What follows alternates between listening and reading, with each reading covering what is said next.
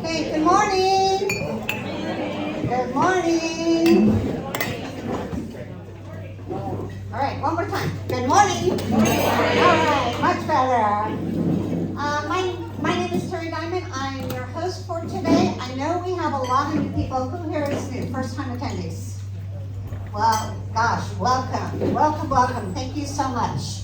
We have a terrific program for you today. I'm excited for our presenter to get out here, but I'm going to talk about a few things first. Before we begin, a few housekeeping items. On your table, you'll find pins, some scratch paper you can take notes on, my brochure that has the seminars for the rest of the year and tells you a little bit about me. And also, most important, there is a seminar survey at the bottom of the pile, okay? I really want you to be brutal.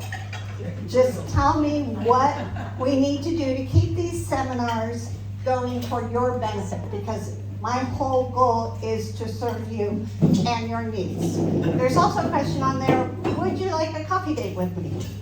Okay, no obligation, no anything. You call me up or you circle yes, I call you up, we set an appointment for breakfast, lunch, coffee, cocktails, whatever you want to do, and we talk about anything you want to talk about. We can talk about my dog, we can talk about your dog, we can talk about real estate, trust, whatever you need. Okay, I'm here to serve you in whatever you need. And if I don't have the answer, I have people like Julianna that can answer it. Okay, so please, I do a $50 gift card drawing from all the surveys that people turn in. Please fill it out completely, and then I'll let you know the winner tomorrow. If you'd silence your phones, if you need the restrooms, they're out to the right. So today's goal is to educate you on wills, trust, and estate planning. We're not here to sell you anything. We're not here to make you do anything you want. It's not a sales presentation. And in light of that, I'm going to take a few minutes to tell you about me and why I do this. And then no more sales talk at all. So, my name is Terry Diamond, in case you forgot. I'm a realtor with Berkshire Hathaway. Most importantly, I'm a certified senior housing professional.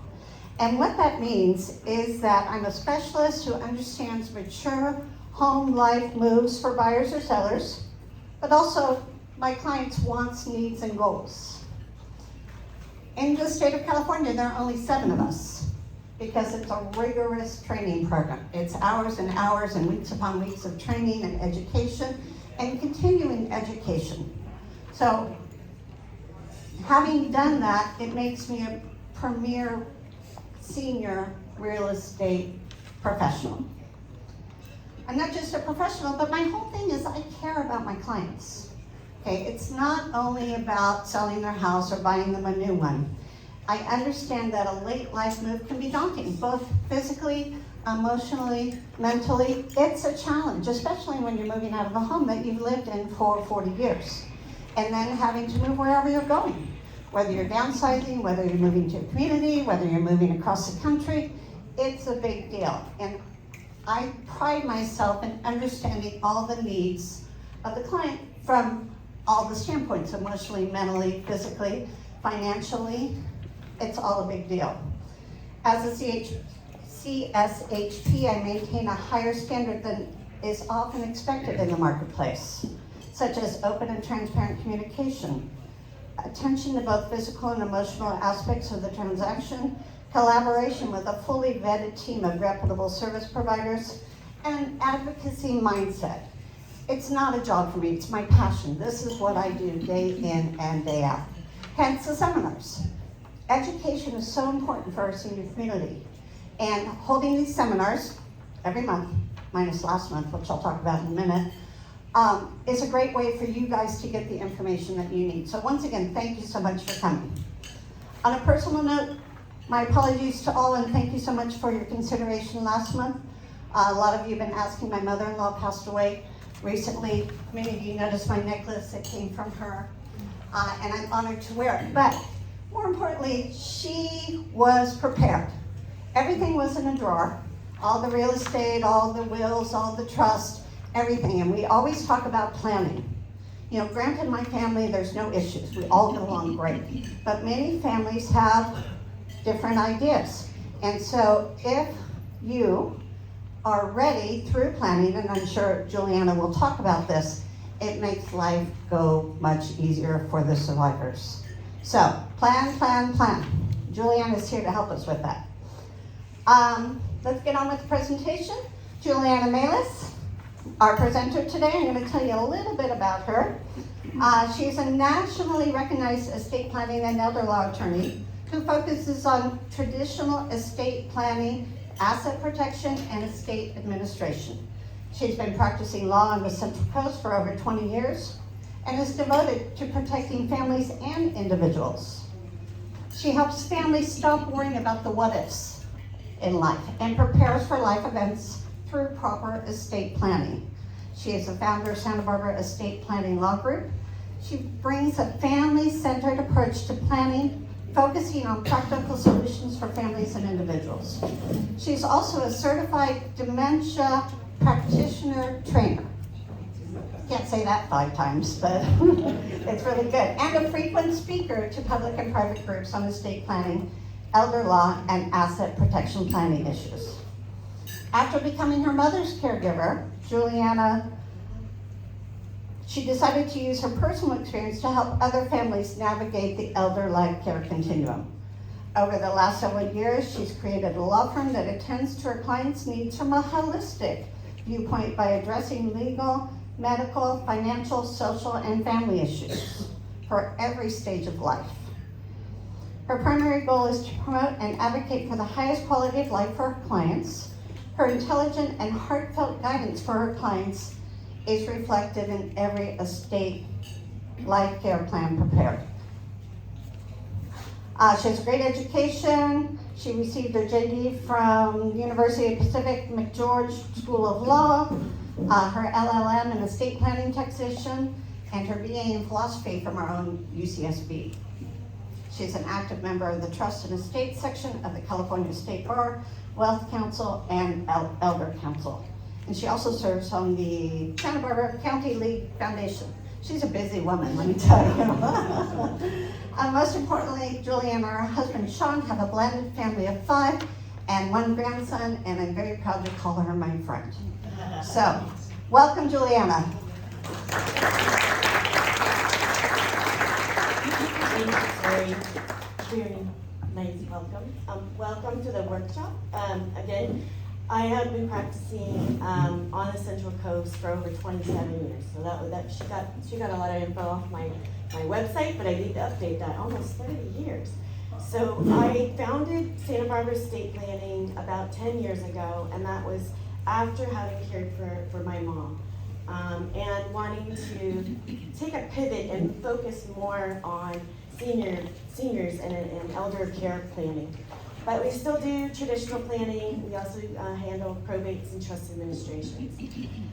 With this workshop, I do want to point out that there's no single workshop that is, where we could go over everything, as well as the fact that everyone's situation is unique. There's no one size fits all. And a lot of times when people try to do it themselves or use document production companies, you're just getting a cookie cutter type plan. And so if there's any questions at the end, I'm very happy to answer them. But if you have more personal type questions that would be more suitable in a private meeting with me, we have that also as an offer. So let's go over what you're gonna learn today. So you're gonna learn about your estate planning options, how to avoid probate court, how to name guardians if you have minor children, how to protect your children's inheritance, and how to help your aging parents. That might be also you. This is all about getting your affairs in order. How do you start your own plan if you don't already? What's involved? And how much it costs to work with a law firm. or an attorney. So we're gonna just have the ground rules again, and make sure your phones are turned off. Please take notes on the sheets of paper that Terry has given you. There's a place where you can jot down your notes as you go. Let's hold off on asking questions until the end. But that'll at least remind you that you had that question.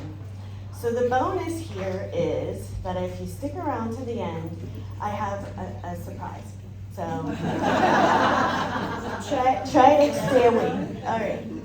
So again, about me, I don't think we need to go over this again, but I have been practicing on the Central Coast and in California for 27 years. I have a LLM, which is an advanced law degree in taxation, specifically dealing with estate planning.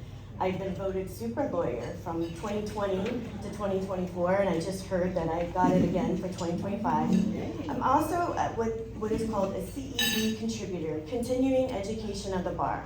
So I also give lectures and trainings to other attorneys, in particular specialized areas dealing with Medi-Cal planning, elder care planning, estate planning as well. So I'm going to start out just with a show of hands. Who here has an estate plan?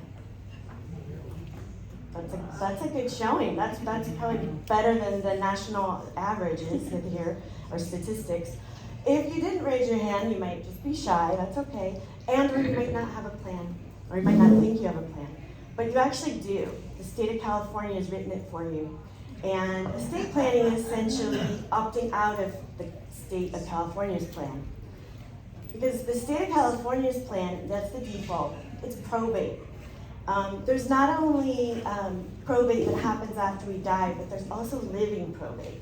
And that may happen if you don't have adequate powers of attorney in place, naming an agent who can make decisions for you, dealing with finances, and healthcare decisions. So the reason why we might not like the probate plan is a judge decides who's going to raise your children if you haven't made those arrangements, who gets your property, who's going to make decisions for you. And it might not be who you even know, or it wouldn't have been somebody you would have chose. So the downsides of not having a plan is you are dying what is called intestate. And that's where the assets are going to be distributed according to state law, the probate code. And it could go to people that you wouldn't want your assets going to. Again, a judge is going to decide certain things, and specifically who's going to raise your children, who's in control of their money.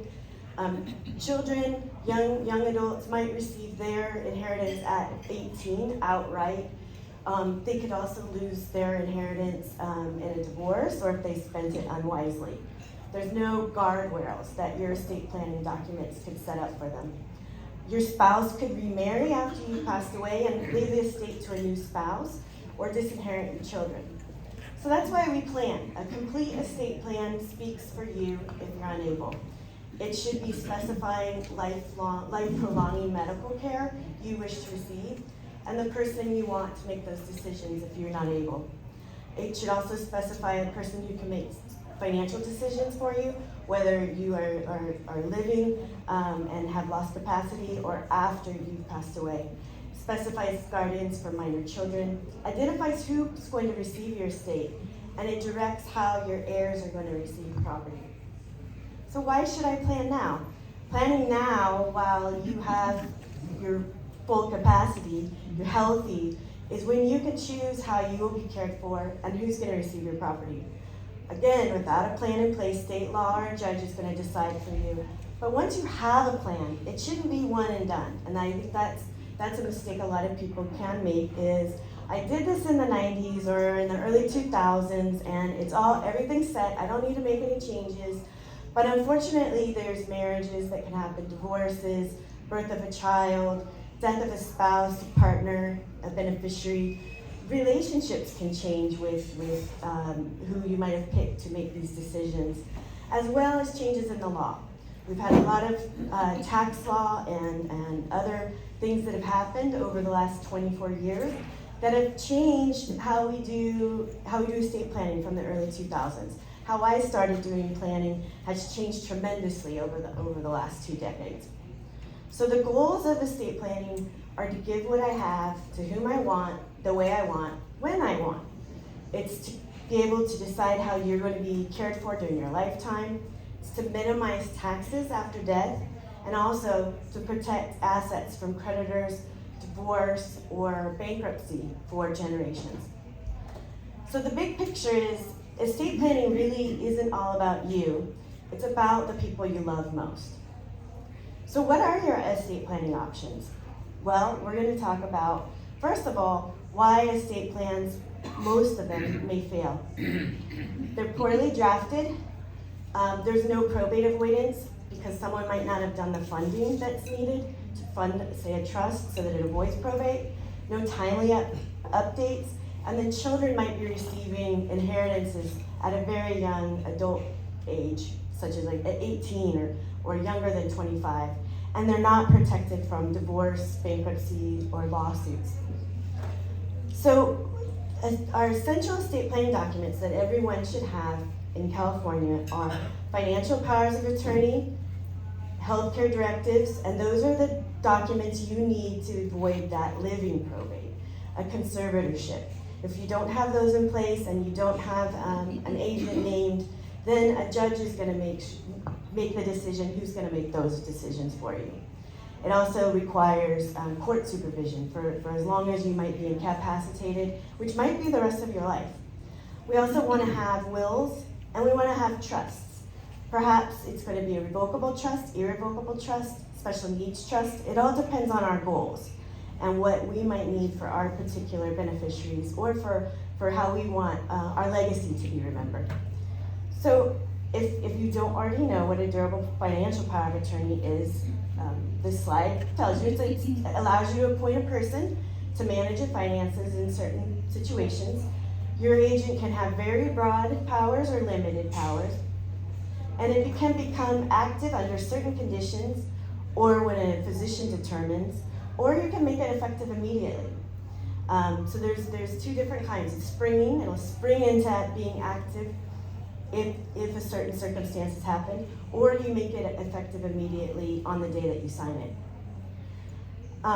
Again, they can be your powers that you give in a healthcare directive also could be broad or specific, and it becomes active as well under certain conditions. It also could be made effective immediately, and those are decisions that you would make at the time that you sign your documents. Many people have theirs be a springing power of attorney for financial or for healthcare, and in that regard, caution should be heeded that there are a lot of doctors and physicians that aren't willing to sign declarations of incapacity, even if someone's unable to make those decisions, and then your agent is unable to make a decision for you. And then we're turning around and maybe going through a living probate, a conservatorship, because we can't find that letter of incapacitation.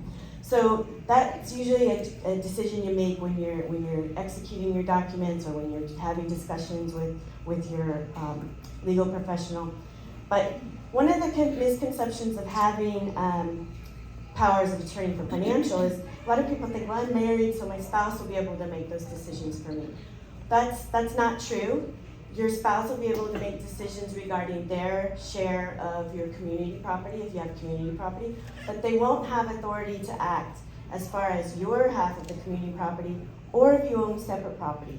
So if you and your spouse have come to the marriage, say with the prenuptial, you have your own property, they have theirs, and you don't have adequate powers of attorney in place, your spouse isn't going to be able to make those decisions that might be necessary. And it would require, again, a conservatorship. On average, it takes about 3 months to get conservatorship orders. And you want to make sure that your power of attorney for financial matters isn't the simple 2-page statutory form. There are documents that the state of California has created for you to use, but they're very limited. They're very vague because the state of California doesn't want to give broad powers in the event that someone takes advantage of others, so it's very limited.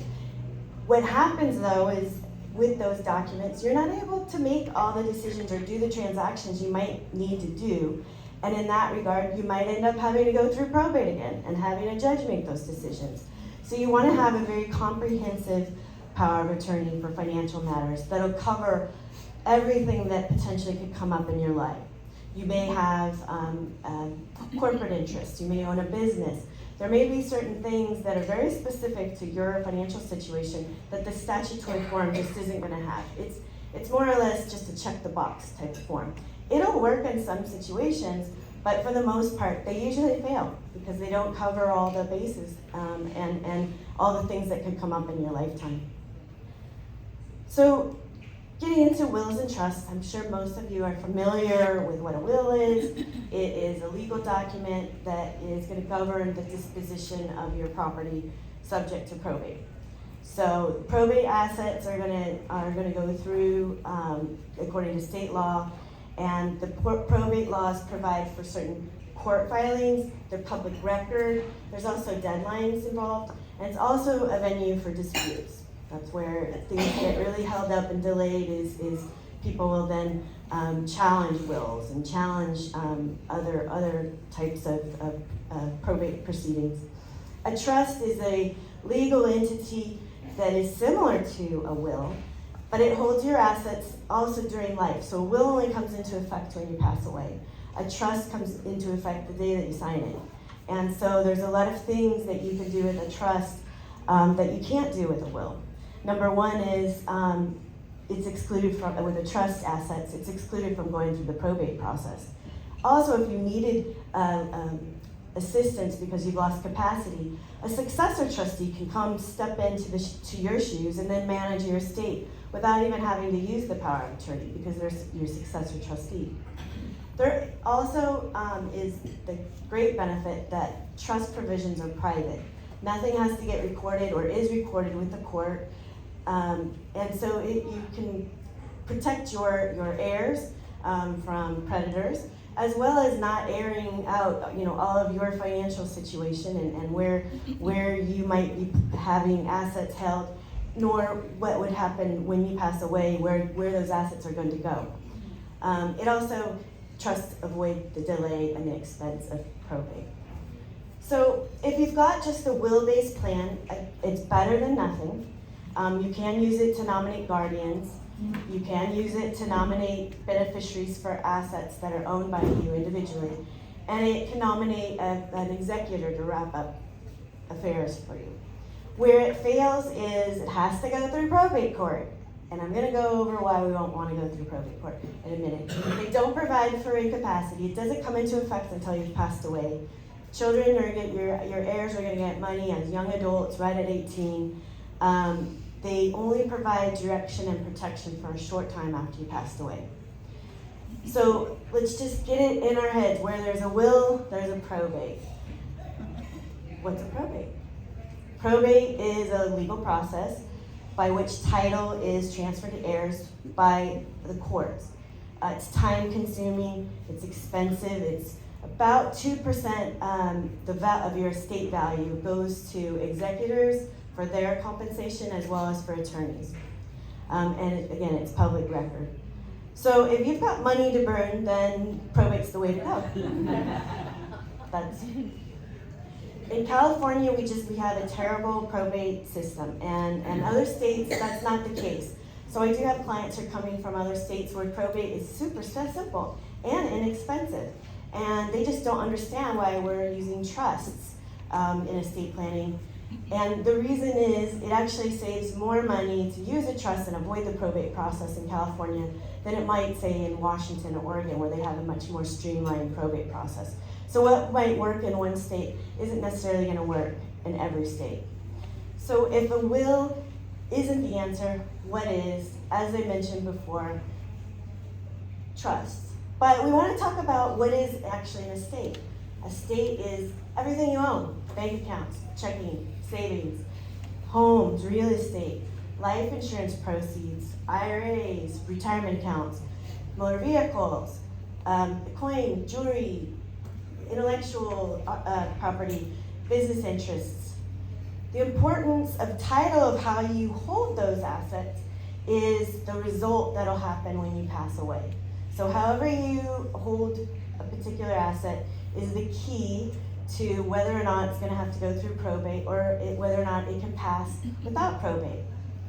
So there's 3 ways that you can own property.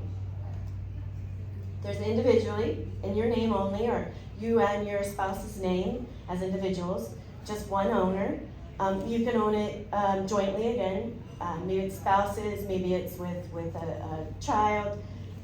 Jointly would be on the death of the first owner. The second owner may then own it outright.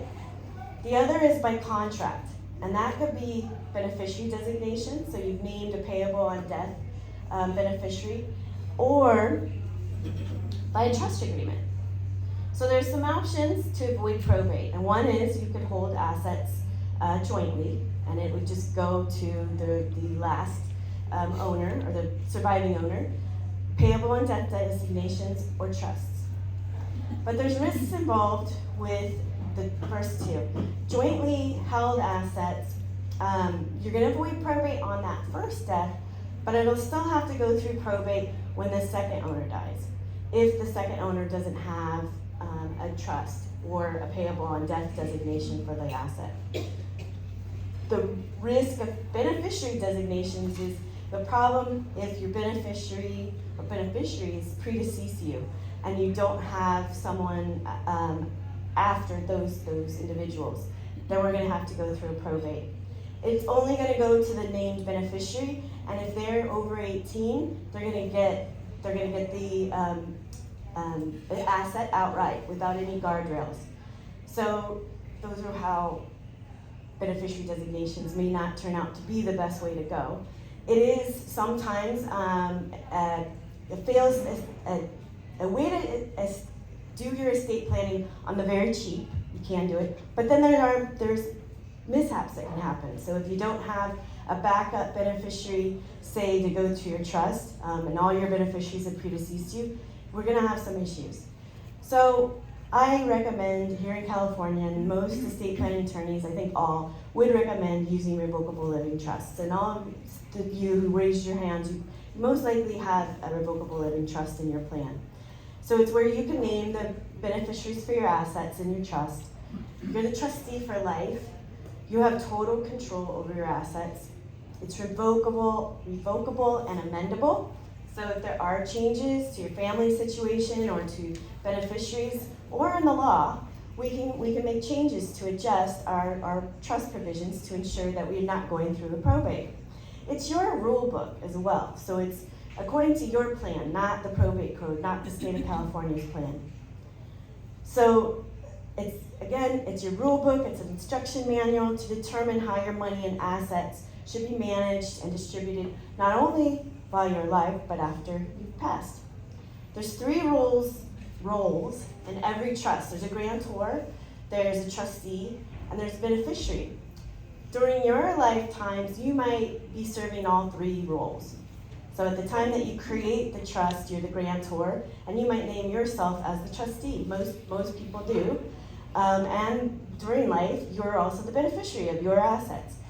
After maybe there's incapacitation, maybe somebody else is stepping in as a successor trustee, they're going to manage your assets while you're still alive, and then they might continue after you passed away. After you pass away, then a new beneficiary is going to step into your shoes, and they're going to receive the benefits of your estate. So if a trust solves all the problems that come with a will, number one, you're not going to lose 2% of your estate in probate court. Assets go to your family in weeks, not years. It's totally private during life and at death. One thing I get a lot of pushback is, aren't trusts for rich people? I don't have a big enough estate. It doesn't make any sense for me to have a trust. Well, trusts are also for people who might be worried about their children, about their beneficiaries. You're worried that your child might get a divorce, your family assets are going to go to strangers, that your children, your even adult children, could lose their inheritance to creditors or lawsuits, that your surviving spouse might remarry and disinherit your children. And this happens a lot in blended families. You also should worry about it if you have a child, a grandchild, or a beneficiary who has special needs, and maybe they're receiving government benefits. And if they receive the inheritance outright, they might lose their benefits. So those are things that we want to be aware of and use trusts for those types of concerns. here's just an example of where planning for a specific situation would have come in handy. This is where a couple, Harry and Wendy, they have 2 children. There's Denise and there's Sam, daughter, son. And Harry and Wendy, they do the right thing. They go see an estate planning attorney. They put their plan together, and the deal is they have probate avoidance. Kids aren't gonna have to go through probate, and then the estate is split 50-50. However, when Harry and Wendy pass away, Denise is married, and Sam is only 18. So let's see what happens. So meet Denise's husband. He doesn't work, he's not a very hard worker, as you can see. He doesn't do much to support the family. And when Harry and Wendy pass away, Denise receives her 50% share of the estate, and she gets $1 million outright. No strings attached. She deposits that into a joint community account. A few years later, guess who is getting a divorce? Jason and Denise. And guess who is entitled to half of her inheritance? Jason. So that's the last thing Harry and Wendy would want to have happened, but unfortunately, that is what their trust provided. Sam, on the other hand, he receives his $1 million. He's not married, but he's young, and he gets his outright, no strings attached, and within 5 years, he's spent it all. This happens though, 1/3 of all people, not just young adults, will lose or have negative savings within 2 years of inheriting their inheritance. So how do we work with that situation? Well, there are things called, and a lot of people aren't aware of this, they're called sub-trusts or asset protection trusts. I like to call them children's trusts because it just makes more sense. But it's like a tube of toothpaste. And they're gonna hold the inheritance just like a tube of toothpaste, but you can squeeze out money as you need it. What remains in the tube is protected, what remains in the trust is protected from lawsuits, bankruptcies, and divorce. So you can pick the trustee. That might be your adult child. It might be someone else until you feel that your child has reached an age where they can make good financial decisions. So maybe from 18 to 25, it is their Aunt Sue. And then when they're 25, maybe they serve as co-trustees. But in any event, they're still gonna have access to everything in that tube. But the more that they leave in, the more protected they are from outside invaders, as well as from themselves. So a children's trust is just like squeezing a toothpaste out of a tube. So that's just one way that you can use planning to protect your children after you're gone. You can basically be doing parenting from the grave. So I mentioned earlier why some plans don't work, and one reason why they don't work is lack of funding. So what I like to impress upon people is to remember that planning is really the most important thing to do after you've created your trust, and that's like one of the steps that many people forget. And if you've left your assets outside of your trust, that asset might have to go through probate, depending on the value of the asset. So I like to explain a trust being like a little red wagon. And when it's empty, that's a probate situation. So this trust would have to go through probate being empty. But if after you created your plan, you fund the trust, you retitle it in the name of the trust, these assets that are in the trust are going to avoid probate. So that's during life and after death. So and this happens a lot of people just have their trust be the beneficiary and have it as a payable on death beneficiary. During life, if you lost capacity, that might present a problem. Whereas if the asset is already in your trust, then your successor trustee can manage it and make sure that it's safe or being used for your benefit. So the bottom line is you want to have your boxes in your wagon, and that's going to ensure that you don't go through probate. So that's one way to protect your estate, is having a really solid estate plan. But I also want to talk about how your estate plan might be, or your estate might be at risk, and where we also can lose our life savings, and that's long-term care costs. So let's talk about those care costs. I'm gonna get a drink of water. So the average cost of long-term care in California is, it's $11,576. That's not in Santa Barbara. Santa Barbara prices were closer to $14,000 to $16,000 a month. Assisted living, I don't think you're going to find any assisted living facility or residential home that's less than $5,500. It's usually upwards, closer to $8,500 to $10,000. In-home care, depending on how much care is needed, can range from anywhere from $1,500 a month to $30,000 a month plus. It really depends on the hours and the type of care that you might need in home. And so medical care and long-term care costs are really the greatest threat. Over and above probate, this is the greatest threat to your home and your resources. So the statistics and the probabilities of needing long-term care are really against us. 1 in 4 people are going to need that type of care, and the average stay is 2 years. The probability also increases with age. Department of Health and Human Services estimates 70% of all people over 75 are going to need some type of long-term care. And it might not just be 2 years, it might be till end of life, and that could be several years, depending on your disability or illness, why you're needing that type of long-term care. So how are you going to pay for it? Some people, it's their life savings. Some people have purchased or they're going to use long-term care insurance.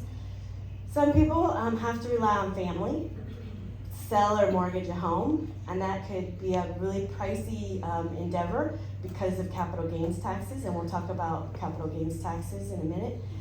Or they're using long-term care Medicaid, or in California we call it Medi-Cal. And there's a lot of misconceptions about Medi-Cal that I'm going to go over as well. But what we want to be concerned about is running out of money for yourself, your spouse, your family, leaving your home unprotected, and the risk of health to your family or spousal caregivers. People are often confused between what's the difference between Medicare and Medi-Cal. That's what I want to talk about first. Medicare is the federal health insurance that everyone receives age 65 or older in the United States, for citizens, as well as younger people who might have certain chronic diseases. Medi-Cal is California's Medicaid program. It is a state and federal program to serve those with moderate to low income, and it really depends on the type of Medi-Cal program that you might be applying for, whether or not you may be eligible. There's a lot of myths about Medi-Cal, and the rules have changed over the last few years. So even those myths that people had before, they are completely not applicable any longer. First, that the state of California can take your home. They can only take your home if your assets have to go through probate. So if you've got payable on death designations, you own property jointly, or you have a trust and it's not having to go through probate, and you needed and used Medi-Cal benefits, your home is safe. Some people believe that their income is too high. Oh, I'll never qualify. That's not true. There's new rules in place that make this even more possible for more people. And then also, if you give assets away, you have to wait 36 to 60 months, but there's a look-back period. California now, we have no look-back period. So the new rule is there's no asset limit. So everyone in this room, no matter what your net worth is, you would qualify for long-term care Medi-Cal. It does not have an income limit, but your income is used to calculate a share of cost. So depending on how much income you have, if you're going into the nursing home, that's going to be what you pay, your rate of pay that you pay to the nursing home every month. Whereas your spouse can keep all of their income at home. There's also some court petitions that can be filed to ask a court to keep all the income at home. So it may be that the only thing that's being paid to the nursing home is the Medi-Cal benefits, and everything else can stay home and your spouse can continue to live the lifestyle that they're accustomed to. These new rules, though, don't apply if you receive SSI, which is Supplemental Social Security Income. That's usually for people who are disabled, very low income, or Section 8 beneficiaries. Again, that's for people with very low income or they have a disability. And there's no Medi-Cal recovery if there is no probate. So that's just something to think about. So I think that worries a lot of people about, what if I have to go into a nursing home, how am I going to pay for it? Medi-Cal. It's super easy to become eligible. Most all of our skilled nursing facilities here in Santa Barbara accept Medi-Cal. The ones who don't, you probably are very wealthy and high net worth anyway, and you could have paid for your care, such as at Casa Dorinda. But places like Valverde, San Marcan, those are very nice facilities, nice campuses, and they do accept Medi-Cal to pay for care. So just keep that in mind. One thing though, if rules change, this is the rule as of January 1st, 2024. The state of California may determine that we just can't afford to have this kind of eligibility, or basically no asset limit, and things might change. And what you want to make sure is that your estate plan has within it powers for your agents in the event you lose capacity to do some more advanced estate planning. The type of elder care Medi-Cal planning that I used to do prior to the new rule was to create certain trusts, certain legal entities to protect assets, and also to protect step-up in basis so that there weren't going to be big capital gain tax hits when my clients passed away. And that might be something that we have to do in the future. Might be 10 years out, might be 5 years out, but it's something to be aware of and to keep up on, because if your plan doesn't have those powers that your agent might need, you might not be able to use Medi-Cal, and you're then using your own life savings, maybe having to sell your home, have a reverse mortgage, things of that nature. So another thing that can take a big bite out of your estate are estate taxes and other taxes, like capital gains taxes, property taxes. So if you're not already aware of what estate tax is, it's essentially that if you die with a certain amount of money in your estate at your death, you have to pay estate tax or death tax. In California, we no longer have estate tax. It's only at the federal level. And right now it's quite high and not really a concern for most people. Right now an individual can leave up to $13.6 million before having to worry about estate tax. A married couple then can leave up to $27 million without having any estate tax concerns. However, that federal estate tax rule is set to sunset in 2026. And it's going to come down to where we were in about 2010s. It was $5 million for a single person, $10 million for a married couple. That's going to be adjusted for inflation, so it could be anywhere from $5 to $7 million for a single person, $10 to $14 million for a married couple. So if your estate is bumping up into those numbers and you don't have the right types of planning in your plan now, in your estate plan, it's time to come see an attorney, an estate tax specialist, and talk about what you need to do to prepare for the sunset in 2026.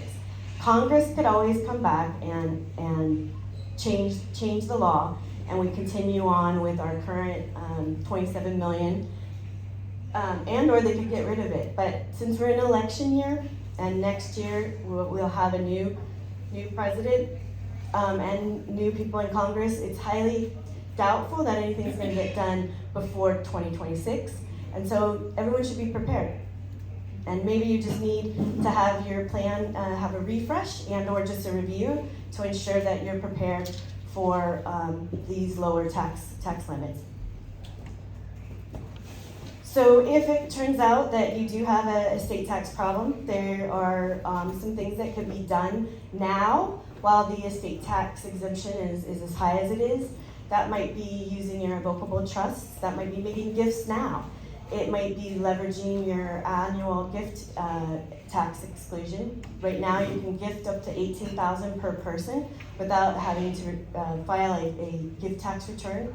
There's also no tax on that gift, even if you have to file the tax return. You can gift it out of your estate, and then there's no tax for you or for the person receiving it.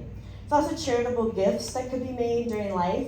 Could benefit a nonprofit or religious organization that you want to receive some of your assets, and that could also lower the tax hit for your beneficiaries. So we are talking a bit about giving gifts during life, and if you're going to be doing that to say your children or to another beneficiary other than a nonprofit, we need to be worried about capital gains taxes.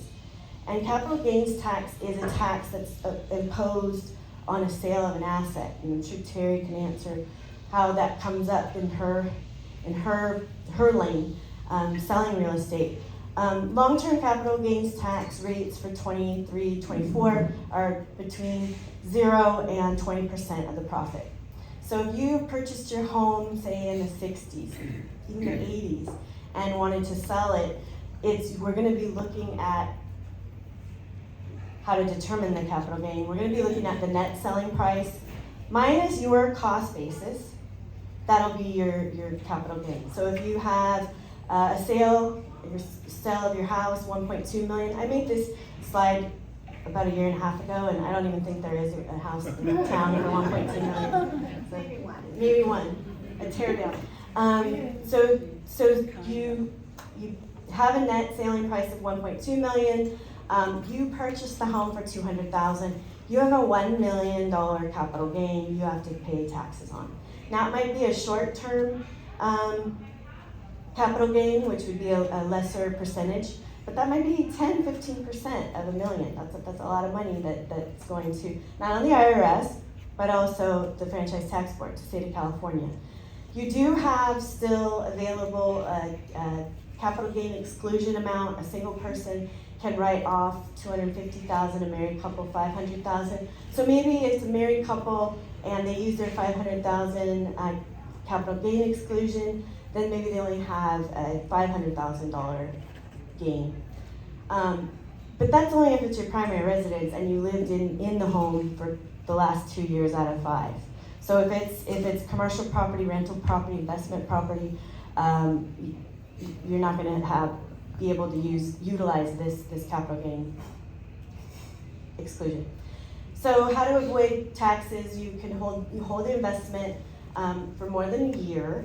That's going to make it a less percentage amount that you owe.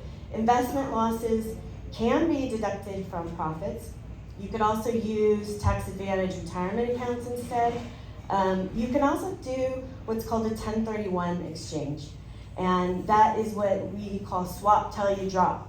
So you can keep swapping these properties and purchasing with your gain another property, still possibly retaining your property tax basis if it were your primary residence. And then when you pass away, your children get what's called step up in basis, or your beneficiary gets step up in basis. And what that is what the value of the property is at the time of your death. So if at the time of your death, the fair market value is 1.2 million, that's the selling price, then your beneficiary is going to have 0 capital gain. However, if you gave away that property during life, the beneficiary is going to receive your cost basis. So they're going to be back to the $200,000. They turned around and sold it soon after you gave it to them. They're going to have the $1 million capital gain, and it's unlikely they were living in the property, so they won't have that gift tax exclusion either, or the capital gains tax exclusion. So the best way to receive property, especially with appreciated assets, is by inheriting it, because you can get that step up in basis, and essentially wipe the slate clean as far as taxes are concerned. Not only are you not going to have an estate tax, but you're not going to have capital gains taxes on those assets. And that's how we pass down wealth, and that's generational wealth. So the other tax issue that we should talk about is Prop 19. And that came into effect in February 2021, kind of snuck up on us. It was voted in election in 2020, and a lot of people now feel that they were duped and it was misrepresented, thinking that it was going to be to protect seniors, severely disabled, and victims of wildfire and natural disasters. That sounds like a great proposition, right? But embedded in that proposition was elimination of the parent-child or grandchild exemption in cases where the property is not the principal residence used by the parent or the child. It also means that even if your child is inheriting the home, you only get up to $1 million excluded from reassessment. So if at the time that child inherits, moves in, and the property now is worth $2.4 million, they're going to have a reassessment on $1.4 million. Now there's some ways to avoid this.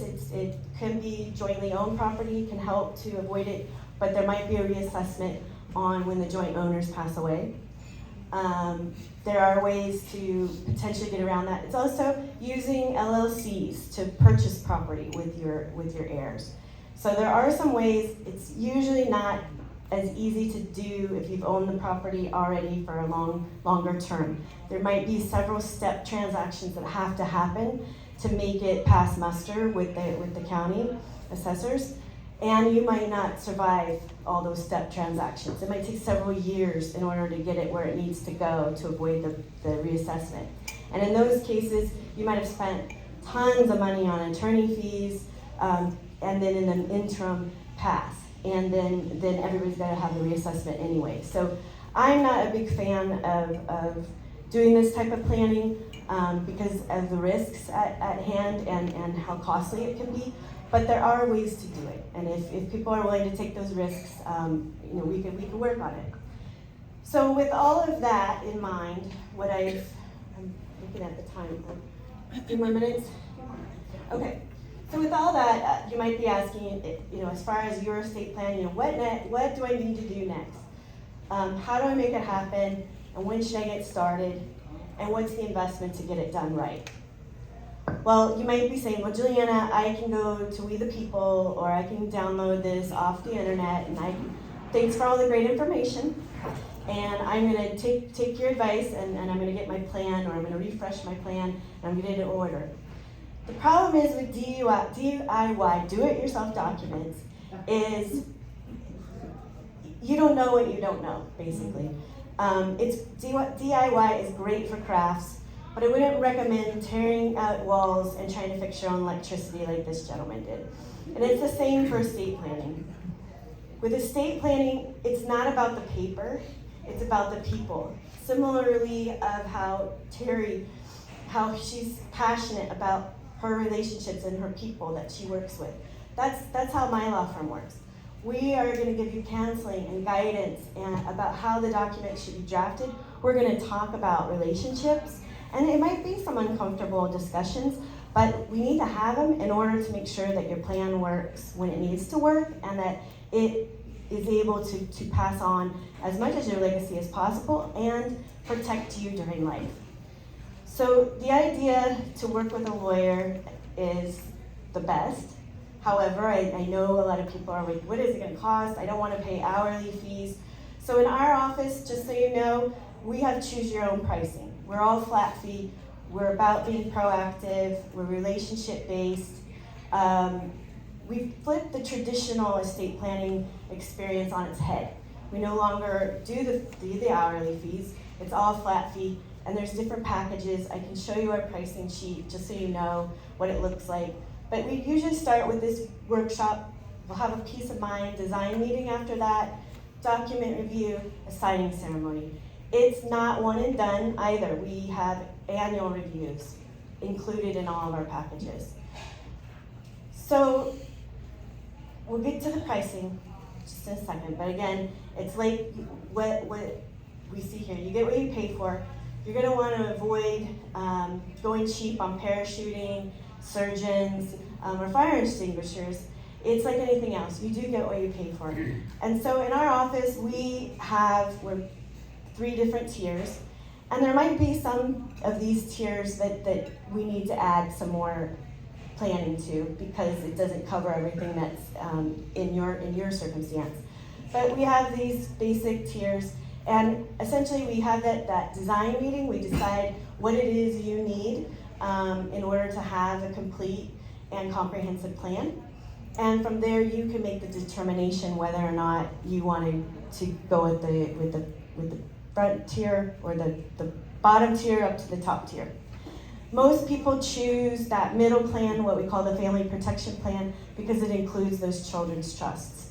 So if you go back and you review your trusts and you don't see any provisions for protecting your children or your beneficiaries on your death, where their share is going to go into a children's trust or an asset protection trust, then this might be the time to revisit your planning if that's something that sounds like what you want to do. So this plan, you're going to get your revocable trust. We have pour over wills, and that is in the event some asset got left outside of your trust and we need to get it back into the trust using the probate court. This eliminates a long drawn out, delayed and expensive probate. It also includes up-to-date powers of attorney for financial matters, not only statutory, but also our proprietary comprehensive power of attorney, advanced healthcare directives. We're going to help you get your real property into the trust, make sure everything is in your trust. If it isn't already, then we're going to prepare all the documents we need to get it in your trust, as well as all the funding instructions you need to make sure that your bank accounts, investment accounts, retirement accounts are in that trust. It all comes in a nice binder. You own your originals. We keep a digital copy. We'll also save everything for you on a flash drive. So this is the bonus for all of your attention and being such a great crowd. We're offering a $200 credit toward an estate plan, as well as we're waiving our meeting fee. So if you call our office by Friday and make an appointment, you're gonna get basically a $500 value.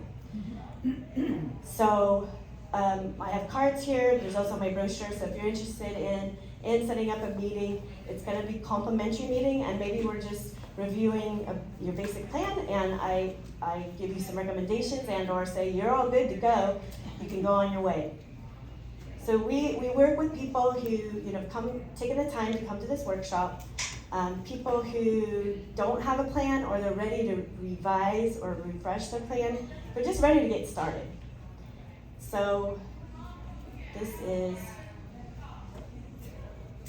just a little bit about our firm. You can find us if you Google Santa Barbara Estate Planning. You can see our reviews.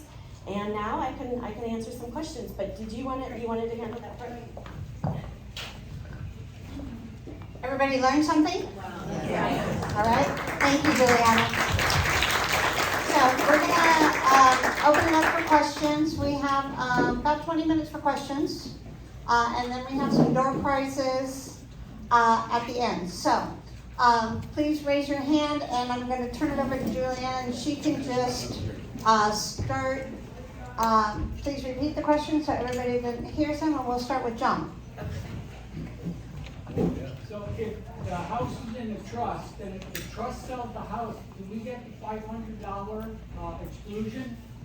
So if the house is in the trust and then it's sold through the trust by the trustee, yes. If it was your primary residence, and it doesn't matter if you're serving as trustee or not, it was just that you were the original owner, that does work.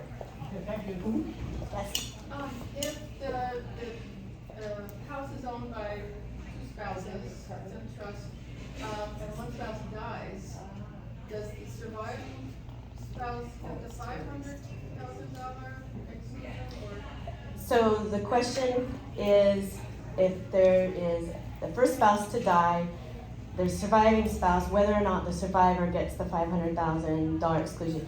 You would in the year, if that's the year that the first spouse to die, that's the year of the sale.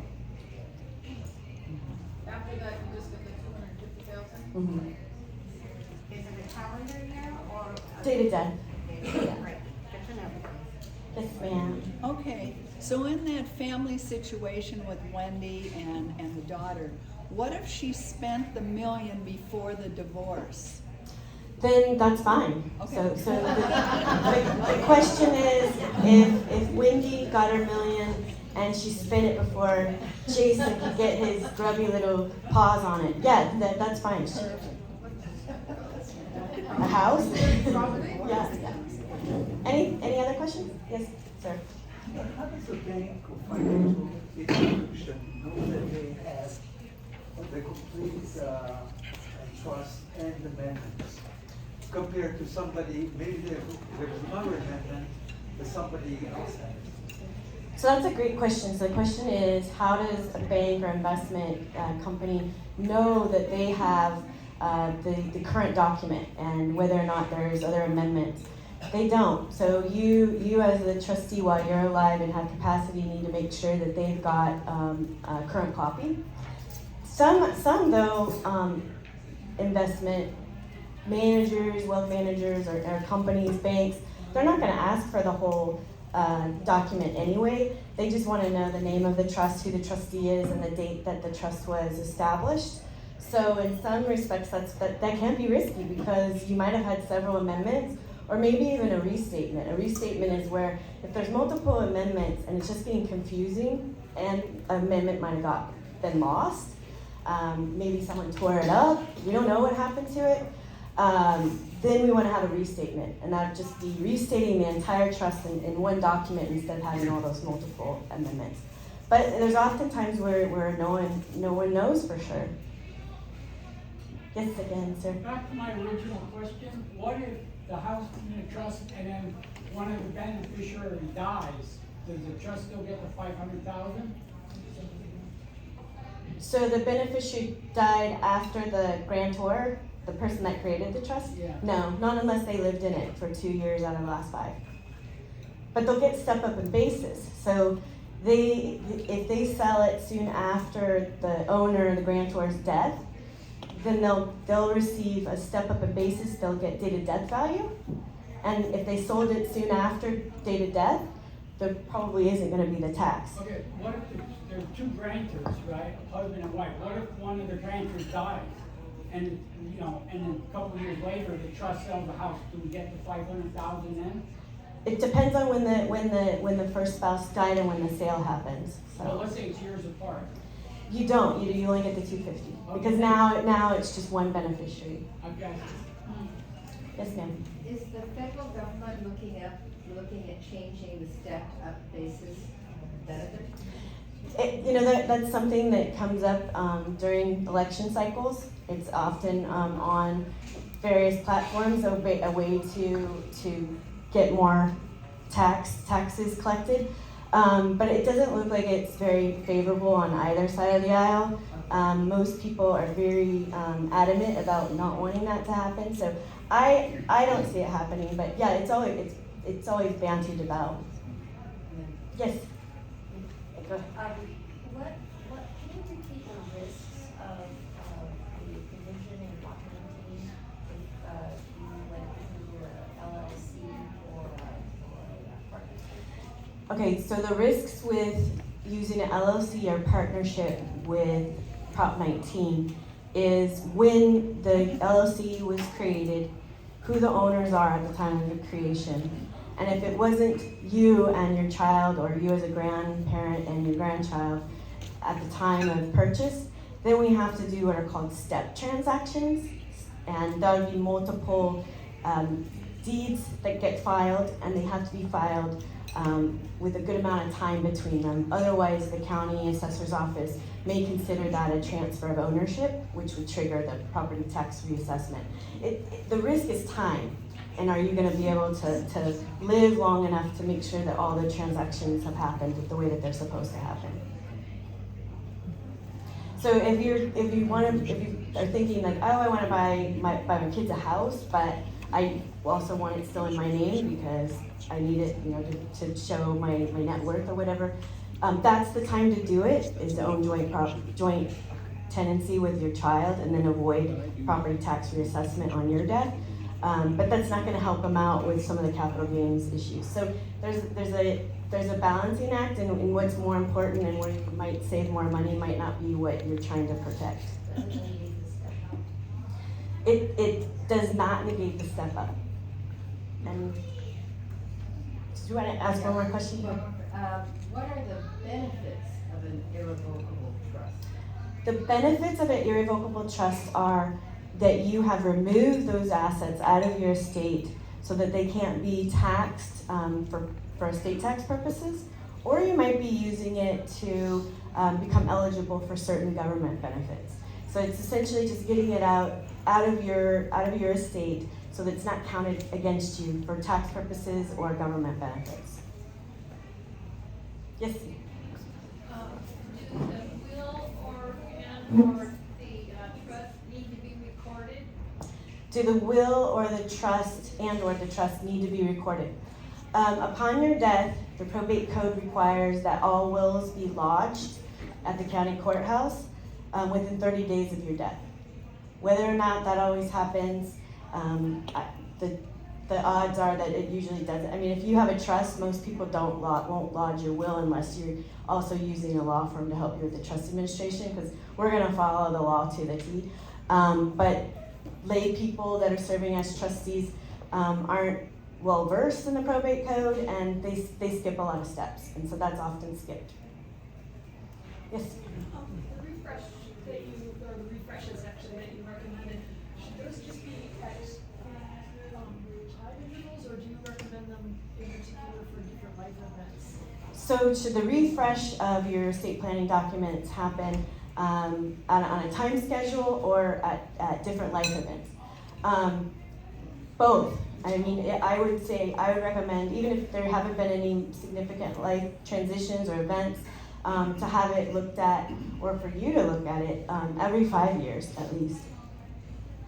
What are the life events that What are some more examples of life events? You mentioned death, but are Yeah, some of the life events that can happen are births of new children, grandchildren, your children going through a divorce, you've gone through a divorce, and then deaths of beneficiaries, a partner, and then also relationships. You might have a falling out with your trustee, or your trustee has become very ill and incapacitated and you don't have a backup. You and your child become estranged and you no longer want them to inherit from you. If you don't make those changes, that could be exactly what you don't want to happen, is what you had in place before. Property purchases. Generally, I would say the only thing you need to be worried about with property purchases is to make sure that the title of the new property is in the name of the trust. You don't necessarily need to go to an attorney to do that. And like in my office, we give you a little handy checklist of what to do when you acquire new accounts or new property. And then we're always available, or your attorney should always be available to pick up the phone, but that usually doesn't require a refresh. Just a question about making simple changes to a trust. How simple is it to change percentages and or add an asset? Can you do a handwritten and get it notarized, or does it have to require a lot of changing of the original document? You could do an amendment yourself. It's not like a will though, but it has to be notarized, and there might be some issues that you're unaware of that could cause that gift to be invalidated. So if you wanted to do something, never ever write on your original documents. That's never going to be considered a valid change. But you want to make sure that you follow all the execution requirements, witness or notarization requirements. And then sometimes just the way you may phrase it is very confusing, and then it ends up having to be litigated in court. So I recommend using an attorney for even minor changes. I don't know who was next though. I don't know whether you can really speak to this, but have a look at your toothpaste example. And if you did that, there is a continual fee that your estate is paying to like give out money every year to the 18-year-old until he becomes 25, right? No, There's not. no. So if it's coming out, it's not income, it still is your child's inheritance that's coming out, there's no taxes. If you're using maybe a corporate trustee and you're needing to contact the corporate trustee to take a withdrawal, then you might be paying fees. But if it's an adult child that's serving as their own trustee, there's no fees or tax consequences there. So then how does, I don't know, do you have an opinion, or you're really allowed to say, you know, when you think about who to give money to and think about nonprofits versus kids, you know, organizations like that, or even a nonprofit for the next 10 years? So the question is thinking about who your beneficiaries are going to be, whether it makes more sense to gift a certain asset to a child or to a nonprofit. That's a great question, because if you're gifting to nonprofits and like an appreciated asset, nonprofits don't have to pay any tax, income or capital gains tax. So it's a tax-free gift. So if you are have a philanthropy, I can't say the word right now. If you've got some goal, some charitable goal in mind, and you have, say, an IRA, $1 million IRA, if you're giving it to an individual, now you've got the Secure Act, and you've got to cash out that account within 10 years, and it's not allowed to continue to grow, you might want to think about gifting it to that particular asset to the nonprofit, because there's not going to be any tax that has to be paid over a 10-year period. They can just take the lump sum tax-free. So it just depends on what your goal is and how much you're trying to. Maybe you want to gift half to a nonprofit, you could do that, and half to individuals. Oh boy, okay. I know you were next.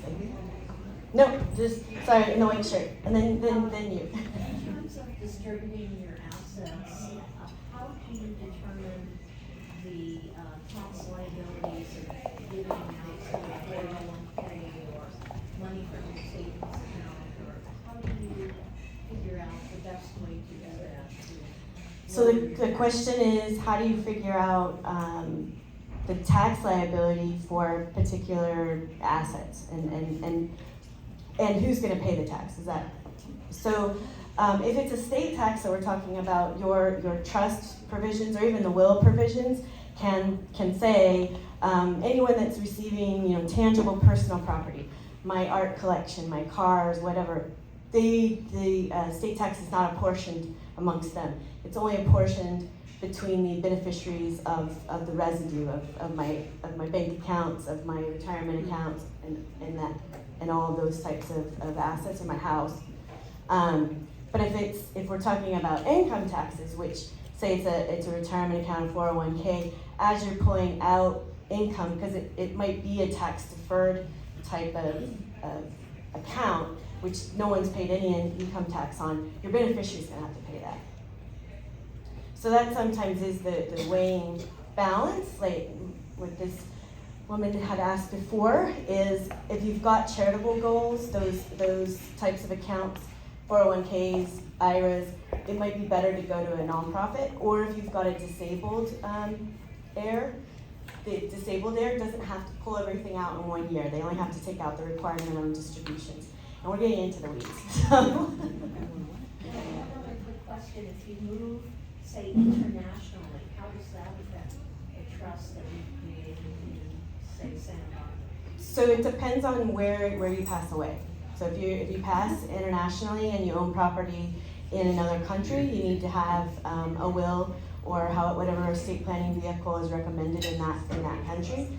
But any property that's here left in the U.S., your estate plan that you put together there is going to be the controlling document for U.S. assets. Right. Yes, ma'am. I have a two-part question. First, how do you determine your fees for refreshing a trust that already exists? That's a great question. How do I determine my fees to refresh a document that already exists? So one thing in my office, just due to professional liability concerns, is I can't amend or do a change to another attorney's document or to a DIY, a do-it-yourself type document. We're going to do a full new document change.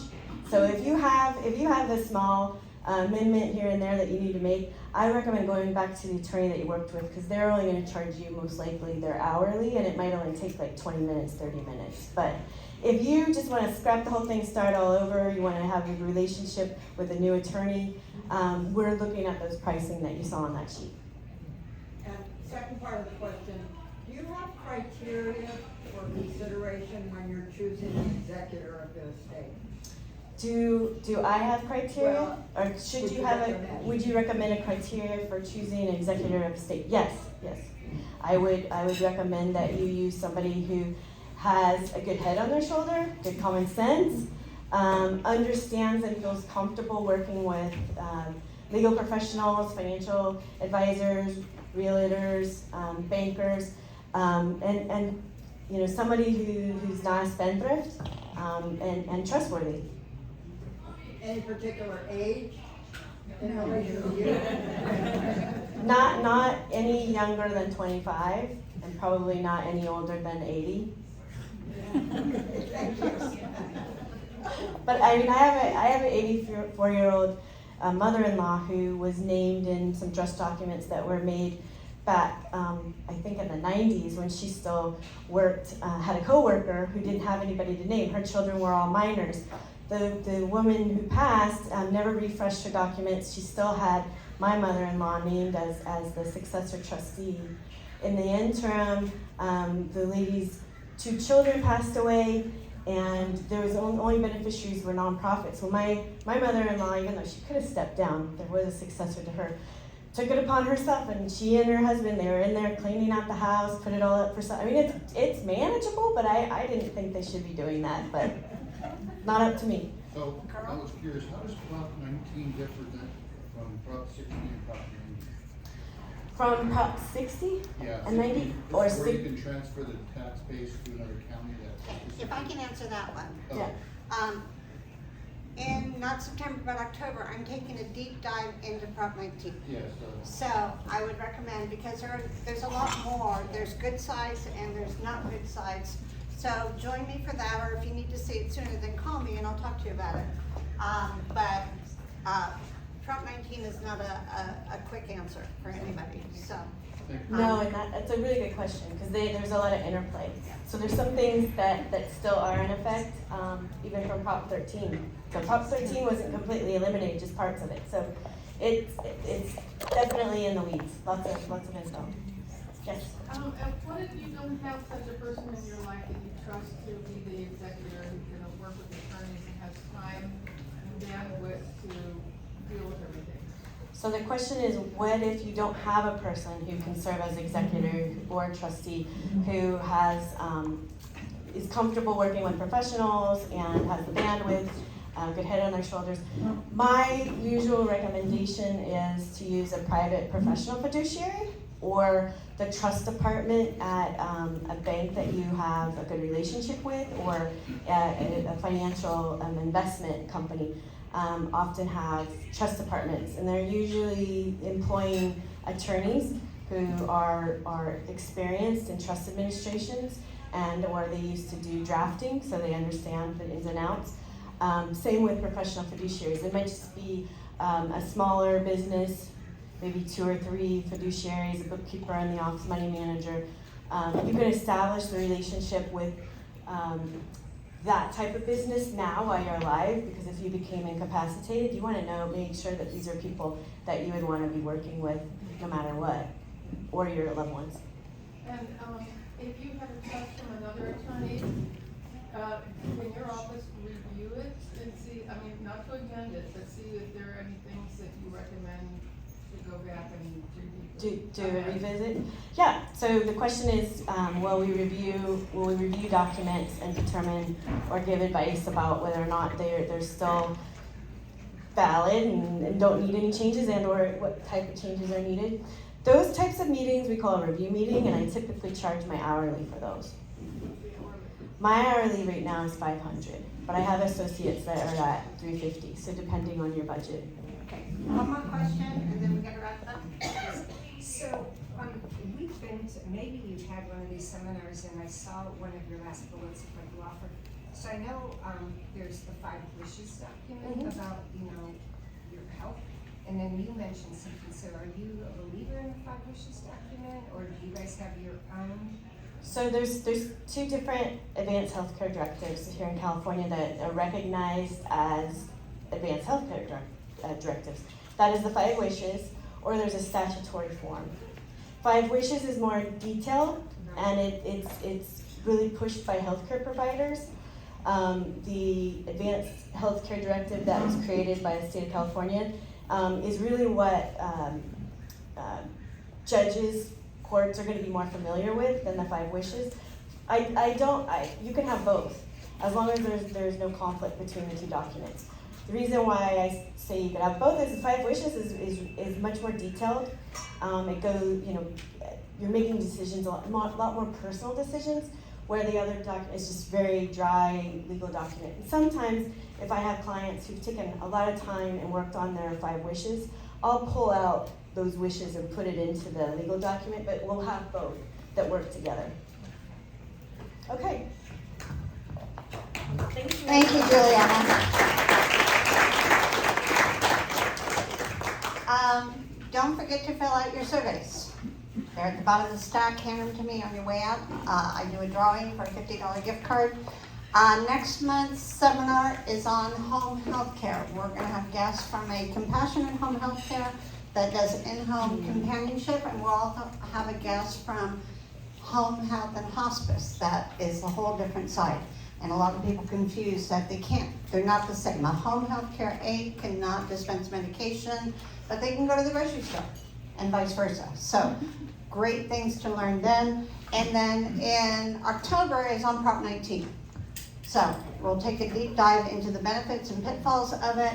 It's a really great class. I held it last January, and it has great information. That's it. Door prizes. Just to thank you for coming, I do 2 $25 gift cards for showing up today. Do you want to put your name?